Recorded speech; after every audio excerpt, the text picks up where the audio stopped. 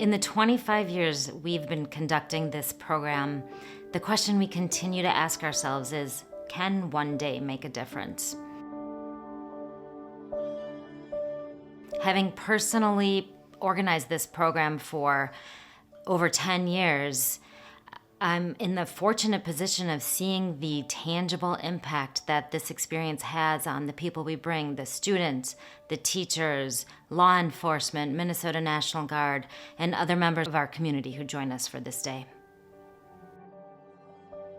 To see images, be exposed to the artifacts, and to feel emotions while there, and then taking that experience home with them.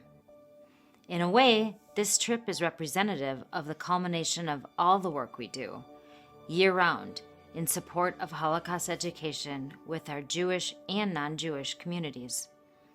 So yes, one day can make a difference. And that day begins with great partnerships. We're honored to be a part of this. The Wilf family and our ownership of the Minnesota Vikings, this is truly deeply personal to them as sons of Holocaust survivors. There's a quote that was saying, silence is always in favor of the oppressor, never the victim.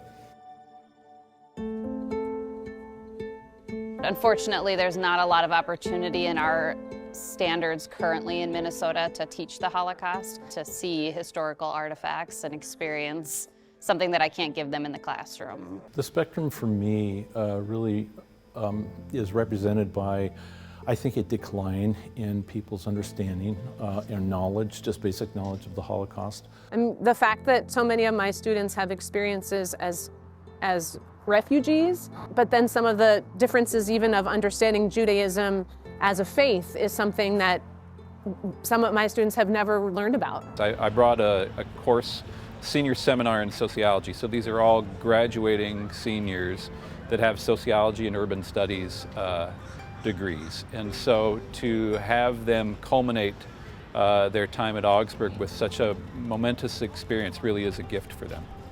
Tell me about the experience we had in Washington going to the US Holocaust Memorial. The part that really got me was the shoes, the children's shoes.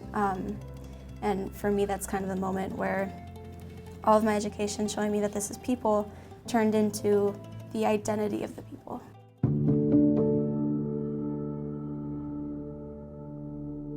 The story of the Holocaust is something that our museum takes very seriously, inspiring and informing young people about what happened and why it can happen again.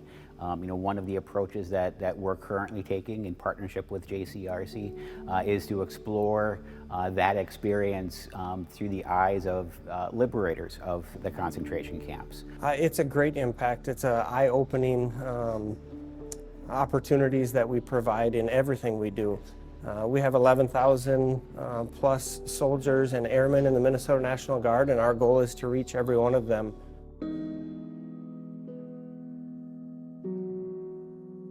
I'm here on this trip representing a cultural collaboration between our Bet Shalom teenagers and teenagers who attend Dakota Prep, learn a little bit about our cultures, and also learned a little bit about how we can come together around the fact that both of our communities have experienced historical trauma. The connection between the things that have happened to Indigenous people and the things that have happened to Jewish people is it's incredible how similar our histories are.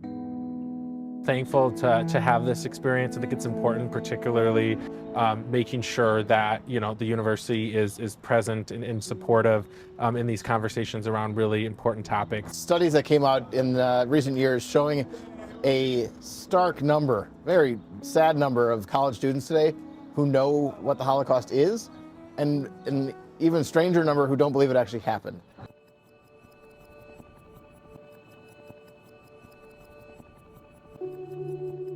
I have a number here from Auschwitz. I go once a month to have my blood taken. There was a young man, he was learning to do this, and he saw the number and he says, "Oh, you put your phone number there." And I said, "No, this is from Auschwitz." "Oh, what's that?" He didn't know. there are people who don't really know that it has happened, especially the young people. I really do thank the JCRC for bringing people to the Holocaust Museum, because it's so important to be educated, because people forget.